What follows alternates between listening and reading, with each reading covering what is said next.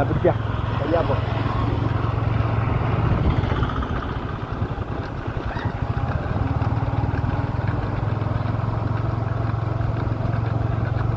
side வாங்கி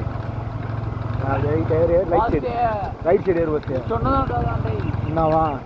அதுதான் போல அந்த கிருமியை அந்த சிறுமி எடுத்து அந்த கிழவனை கட்டிக்கு அப்படியே போ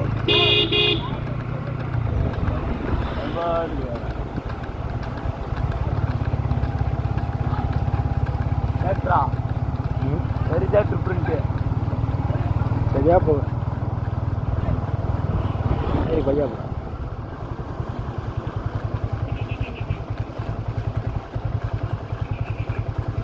ஆடு தீட்டிங்க போட்டு போட்டு நெல் வீடா போட்டு நம்ம மாட்டை பார்த்து போதும் தான்